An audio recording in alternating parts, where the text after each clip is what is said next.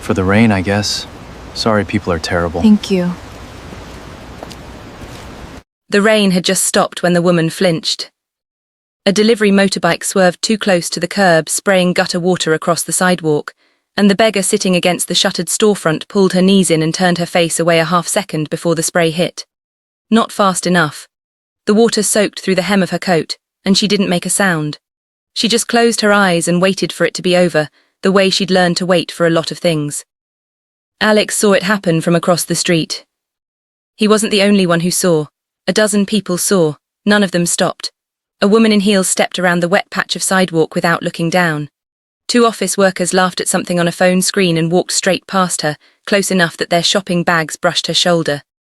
Soul kept moving the way Soul always moved, fast and indifferent, and the beggar kept sitting there, full-figured and folded into herself, invisible in the middle of everyone. A man in a grey sedan across the intersection watched her for a moment longer than the scene deserved before pulling away. Alex didn't notice him. Nobody did. Alex crossed the street. He didn't plan it. If someone had asked him 5 minutes earlier whether he was going to stop, he'd have said no. He had somewhere to be. He was already running late for a job interview that mattered more than it should have. But something about the way she'd flinched and said nothing stuck to him, and his feet were moving before his head caught up. He crouched down in front of her, not too close, and held out a folded bill. "Here," he said, "for the rain, I guess. Sorry people are terrible." She looked up at him. Her eyes were sharp in a way that didn't match the rest of her, sharp and searching, taking him in fast, cataloguing him. It lasted only a second before she blinked, and the sharpness dulled into something more tired, more practiced. "Thank you," she said quietly and took the money. Alex stood, nodded once and started to walk away. He got maybe 6 steps before something made him stop and look back. She was staring at the bill in her hand like she didn't know what to do with it. Not overwhelmed, calculating. And there was something else, her hands. They were clean, not dirty in the way you'd expect from someone who'd been living outside. He noticed it and then told himself he was imagining things. "Hey," he called, walking back. "Have you eaten today?" A pause. "No." "Yesterday." Another pause, longer. "It's fine, you don't have to." "That's not what I asked." She looked at him for a long moment like she was deciding something. "No," she admitted, "not really." "There's a place 2 blocks down, cheap, good broth." He tilted his head toward it. "Come on." "Why?" "Because it's a Tuesday and I don't have a good answer for you," Alex said. "Does it matter?" She almost smiled, almost. "No," she said, "I suppose it doesn't." Her name, she told him over the broth, was Rin, just Rin. She didn't offer a surname and Alex didn't ask for one. She ate carefully, slowly, like she was rationing herself even though the bowl was right in front of her and no one was taking it away. He noticed that too. He noticed a lot about her that didn't fit, though he couldn't have said why any of it mattered. Before we go any further, if you're the kind of person who loves a story where nothing is quite what it looks like, stay with us, because you are not going to believe who this woman turns out to be. Subscribe now so you don't miss it. Like this video if you're already hooked. Now, let's stay close to Rin, because something about her is about to become impossible to ignore. 31 floors above the city, in a boardroom with glass walls and a view of the Han River, a meeting was already running late. 6 men sat around a long table, arguing over a shipping contract, and at the head of it sat a woman named Yoon Seo-Rin, 31, composed, dressed the way power dresses when it doesn't need to announce itself. She hadn't spoken in 11 minutes. When she finally did, the room went quiet before she finished her first sentence. "You're negotiating like men who think I need this deal," she said. "I don't. Director O does.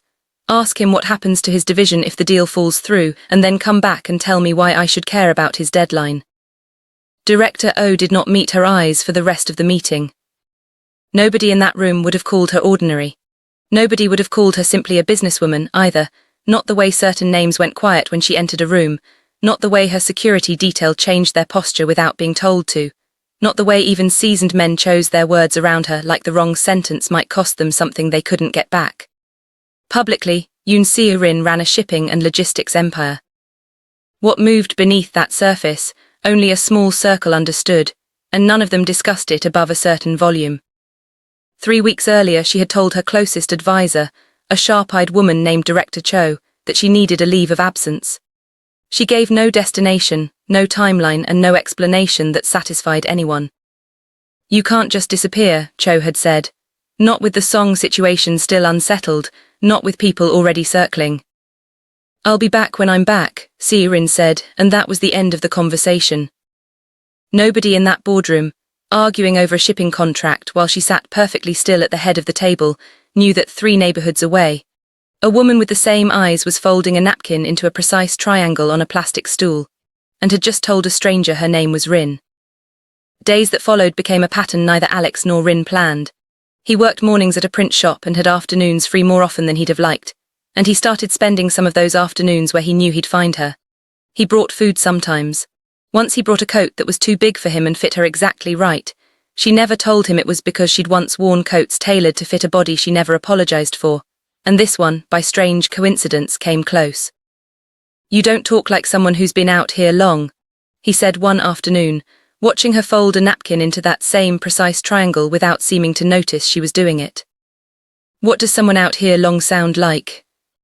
I don't know, not like you, he shrugged. You use words like unequivocally. I had to look that one up. I read a lot, she said, which was true if not the whole truth. Where does the library let you charge your phone and read there too? Something like that. He let it go that time. He usually did. But she noticed he filed things away, a look on his face like he was keeping a mental list, even when he didn't push. Eventually he found her a small room to stay in, arranged through a friend who owed him a favor, nothing fancy. Just 4 walls and a working lock. He helped her wash and cut her hair at a salon that did work for cash and didn't ask questions, and when she looked in the mirror afterward, some version of her old self looked back at her, not fully, not the boardroom version, but enough that her chest tightened in a way she hadn't expected. Better, Alex asked, watching her in the mirror's reflection. Better, she agreed, and meant it in a way that had nothing to do with her hair. She caught herself, weeks in, telling him things she hadn't planned to tell anyone. Not the whole truth, never the whole truth, but true fragments, small ones, offered like coins she could afford to spend. I trusted someone once, she said one evening apropos of nothing, watching the river instead of him. It went badly. Badly how? Badly enough that I stopped trying for a while. She shrugged, like the sentence weighed less than it did. That's all I want to say about it tonight. Okay, Alex said, and didn't push, and something in her chest loosened at the fact that he didn't. He had a bad day, 4 or 5 weeks into knowing her. The print shop's owner had accused him of a cash drawer shortfall that wasn't his fault, and he'd had to eat the humiliation because he needed the job. He found her afterward without meaning to unload on her, but she read it off him before he said a word. Sit, she said, patting the space on the low wall beside her. Tell me who ruined your day so I know who to be angry at. He told her. She listened, really listened, the way almost no one in his life bothered to anymore, and when he finished she didn't offer empty comfort. She said, he's wrong and you know he's wrong, and someday you'll own a shop and no one will ever accuse you of anything you didn't do because you'll have hired better people than yourself. It was such a strange, specific thing to say that he laughed despite himself. That's oddly confident for someone who lives on a plastic stool. I contain multitudes, she said, and he laughed harder, and something about hearing him laugh again after a miserable day made her feel, for a moment, like she'd done something that actually mattered. Their disagreements were small and strangely satisfying. He thought a particular street vendor's spicy rice cakes were the best in the neighborhood. She thought he had clearly never had them made properly, and told him so bluntly, without softening it the way she once might have softened an opinion for a man's comfort. You're very sure of yourself for someone with no roof, he said, laughing. I'm sure of what good food tastes like. That has nothing to do with a roof. Okay, chef, prove it. She walked him 3 streets over to a vendor she remembered from a life she wasn't supposed to remember, and watched his face when he took the first bite. Okay, he admitted, you win. How did you even know about this place? Lucky guess, she said, and hated herself a little for how easily the lie came now. There were quieter nights too, an evening on the low wall by the river where neither of them spoke for almost 20 minutes, and it didn't feel empty. It felt like the opposite of empty. She started noticing things about herself that frightened her. She looked forward to seeing him in a way that reorganized her entire day around the possibility. She remembered offhand comments he made, a mention of a sister he didn't get to see much, a dream of eventually opening his own small print shop, and found herself thinking about them hours later, turning them over like they mattered. Somewhere in the 6th or 7th week, lying awake in the small rented room, she admitted something to herself she'd been avoiding since the noodle stall. This had stopped being an experiment. She could no longer tell herself she was testing a theory about human nature. She was simply helplessly in love with a man who thought her name was Rin. That terrified her more than anything her real life had ever managed to. There were moments, more than one, when she almost told him everything. Once, when he asked gently why she seemed to understand shipping schedules well enough to correct a delivery driver's math without thinking twice. "You did that in about 2 seconds, Alex said. "Most people can't do that with a calculator." "I worked odd jobs once, a long time ago." She busied herself with something else so she wouldn't have to hold his eyes. He didn't push, but she saw more than once a flick across his face, not suspicion exactly, but a question forming that he hadn't decided whether to ask yet. Who exactly is this woman? The question hung in the air between them, sometimes unspoken, and she both feared it and in some buried part of herself wanted him to ask it anyway. The grey sedan appeared again on a Thursday, parked half a block from the noodle stall, and this time a man got out of it and asked the vendor casually whether he'd seen a woman matching a description that was uncomfortably specific. The vendor said no, mostly because he genuinely hadn't connected Rin to the description, and the man left. Rin heard about it secondhand from the vendor himself 3 days later, delivered as idle gossip. She said nothing to Alex. She simply started varying her route. If you're already wondering what exactly is following her, good, because the answer is closer than either of them realizes, and it's not what you think. If you're enjoying their story so far, make sure you've hit subscribe and drop a comment telling me what you think Rin is hiding. Let's keep going. The trouble that had been circling at a distance finally closed in on an ordinary evening, walking back from the noodle stall. A man was standing across the street when they left, not doing anything, not approaching, just standing, the way the man in the sedan had stood weeks earlier, except this time he didn't leave. Alex noticed him first and mentioned it lightly, not wanting to alarm her. "Guy's been standing there a while," he said, "probably nothing." Rin's posture changed before she decided to let it change. Her shoulders squared. Her chin lifted a fraction. Her eyes swept the street with a speed and precision that had nothing to do with nervousness and everything to do with assessment, exits, distances, the man's stance, whether his jacket sat the way a jacket sits over a concealed weapon. "Walk with me," she said, and her voice had dropped into something low and level that Alex had never heard from her before. Not fear, command. She steered them down a side street, then another, doubling back once in a way that seemed almost rehearsed, until the man was gone and her shoulders eased back down slowly, like she was consciously unclenching. Alex stared at her the whole time. What was that? "Nothing, just being careful." "That wasn't careful, Rin, that was," he stopped, searching for the word. "That was practiced." She said nothing. "You've done that before," he said. "It wasn't a question." "I told you, you learn things out here." He let it drop that night, but something had shifted and he knew it, and he suspected she knew it too. He started noticing everything after that, the way you notice a crack in a wall once you've seen it, impossible to unsee. The precise, almost aristocratic way she sometimes phrased things before catching herself and roughening the words back down.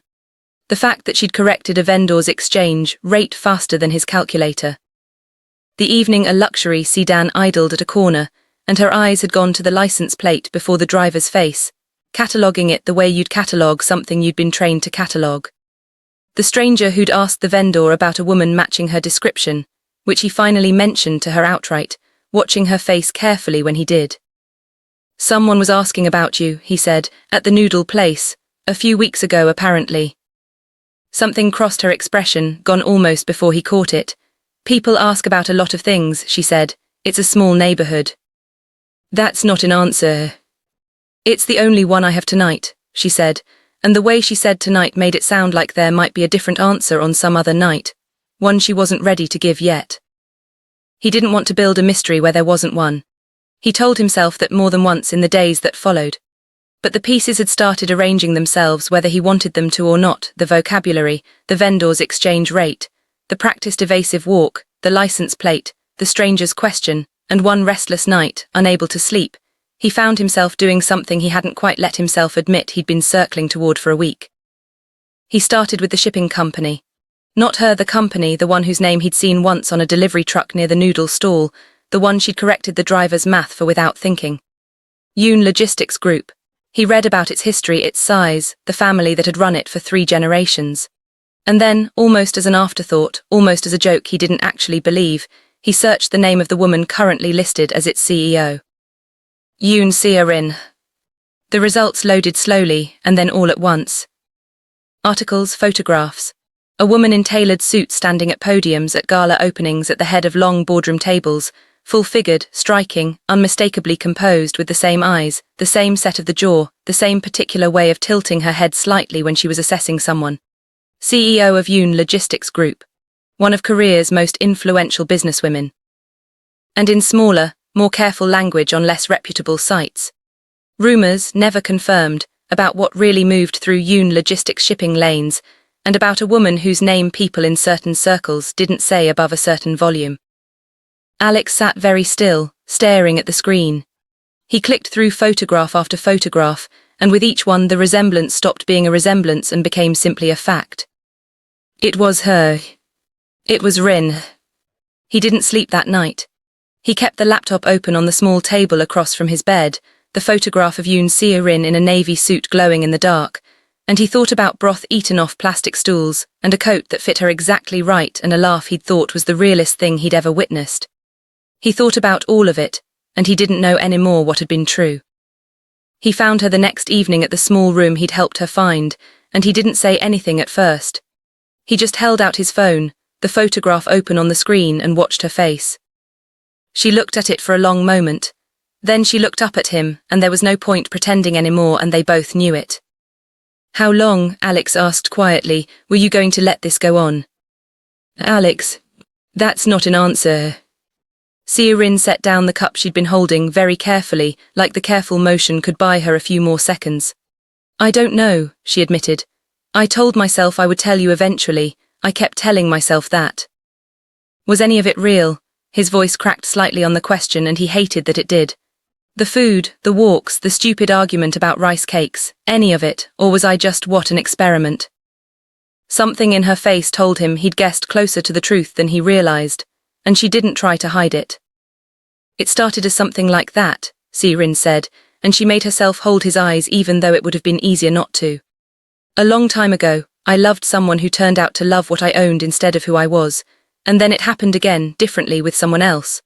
After that I stopped believing anyone could look at me and see me instead of everything attached to my name. So I took everything away, the company, the clothes, all of it, and I sat down on a street corner to find out if that was true. Her voice thinned. I wasn't looking for you specifically. I wasn't looking for anyone. I just wanted to know if it was possible. And then somewhere around the second week, it stopped being a question I was testing and became something I was living, and I didn't know how to tell you that without also telling you everything else, and the longer I waited, the harder it got. And then I kept choosing the easier lie instead of the harder truth over and over because I was afraid of exactly this moment. She swallowed. The meals were real, Alex, the laughing was real. Every time I looked forward to seeing you, that was real. I wasn't performing that. I don't know how to make you believe that, but it's true. You lied to me for months. Yes. You let me believe you had nothing. You let me think I was helping someone who needed it, and the whole time you had. He gestured helplessly at the phone screen at the woman in the navy suit. That, and people asking about you on the street, and you knew and you never said a word. Yes, she said again, quieter this time, I did. He looked at her for a long time, and she let him, because there was nothing left to hide and nothing she could say that would make the silence easier. I need to go, he said finally. She didn't stop him. She wanted to every instinct in her, the instinct that had built an empire out of never letting anything slip away from her, screamed at her to reach for his arm, to explain harder, to make him understand. She didn't. She stood very still and let him walk to the door, and when he opened it and looked back at her once, she didn't say his name and she didn't ask him to stay. The door closed. She sat down on the edge of the narrow bed in the narrow room, in the disguise that no longer meant anything, and for the first time in months she let herself cry. 2 days later, Seo-Rin walked back into her own boardroom in a tailored charcoal suit, her hair done. Her posture reassembled into the shape the world expected of her, and Director Cho exhaled like she'd been holding her breath for 3 months. You look terrible, Cho said, which from her was almost affectionate. And you were right to worry. While you were gone, someone got comfortable. Tell me. Cho told her everything. The quiet pressure on a port contract. The song line had been circling for weeks. And a mid-level manager inside Seo-Rin's own organization who had been feeding them information in exchange for a guaranteed position.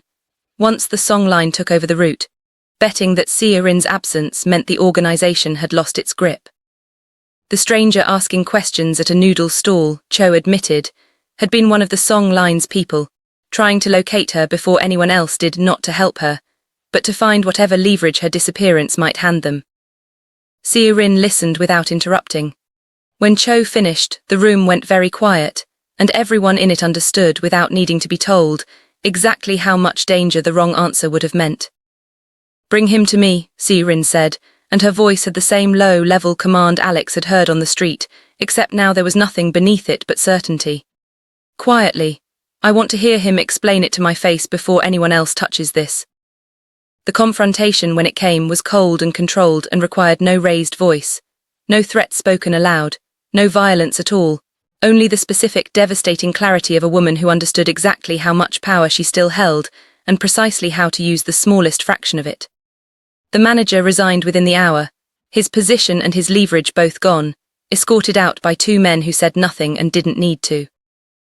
The song line's quiet pressure on the contract evaporated within the week, once it became clear their inside source had disappeared, and once a single, carefully worded message reached them making clear exactly whose attention they had drawn. Seo-Rin reclaimed her organization with the same precision she'd once used to run it.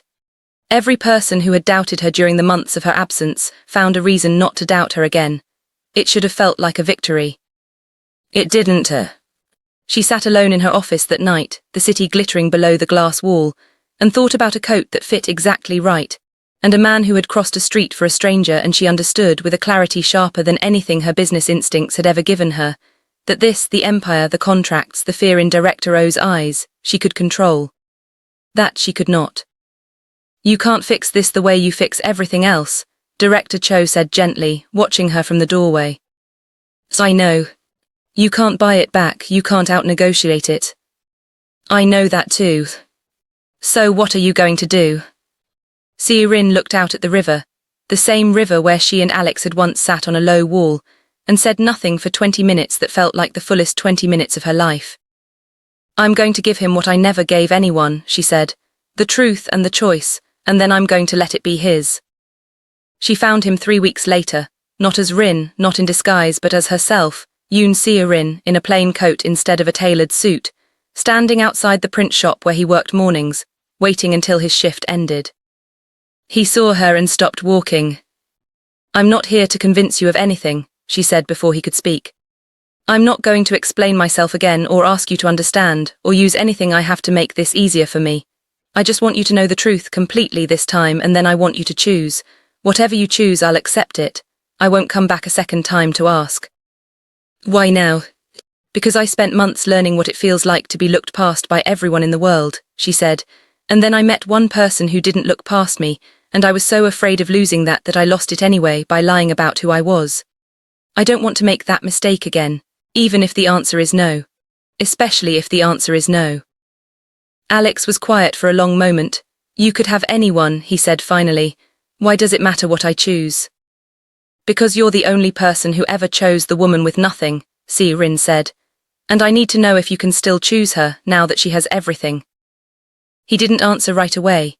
He thought about broth on plastic stools, and a coat that fit exactly right, and a laugh he'd once thought was rare, and a woman who had told him he'd own a shop someday because he'd hire better people than himself, and a woman who had lied to him for months and also, somehow in the same breath, given him the realest thing he'd ever had. You lied to me, he said. Yes. That doesn't stop hurting just because you're standing here now. I know. But I remember every single one of those months, Alex said slowly, and I don't think any of it was fake. Not the way it felt anyway. Maybe that's naive. Maybe I'm choosing to believe the parts that make this easier. Or maybe, Seo-Rin said quietly, you're choosing to believe the truth. He looked at her, really looked, past the coat, past the name, past everything that had changed and everything that hadn't. And he found, underneath all of it, the same woman who'd folded a napkin into a precise triangle without noticing she was doing it. The same woman who'd argued with him about rice cakes on a rainy afternoon. The same woman whose laugh he had once called rare because it was. Okay, he said. Okay. I'm not choosing the Mafia Queen, Alex said. I'm not choosing the CEO or the money or any of that, I'm choosing her. The woman who ate broth like she was rationing herself and told me off for not appreciating good rice cakes and sat with me on a wall by the river when I didn't feel like talking. That's who I fell for. If she's still in there somewhere under all of this, then yes. Okay. Seo-Rin's composure, the composure that had held through boardrooms and betrayals and months of sleeping on cold sidewalks, finally broke, just slightly, just enough for him to see it. She's still in here, she said. She never left. If this story stayed with you, if you found yourself somewhere in the middle hopping Alex would choose her anyway, tell us in the comments. Would you have forgiven Seo-Rin, knowing everything she hid? Like this video if it moved you even a little, subscribe if you want more stories exactly like this one, and stay close, because the next one is already waiting. Seo-Rin had spent months disguising herself to find out whether anyone could love her with nothing. What she found instead was harder and better than that question deserved. She didn't need someone who loved her because she had nothing. She needed someone who could know absolutely everything about her, the empire, the lies. The fear underneath both, and choose her anyway. Real love, she understood now, was never about being loved for what you lack. It was about being fully known and chosen regardless.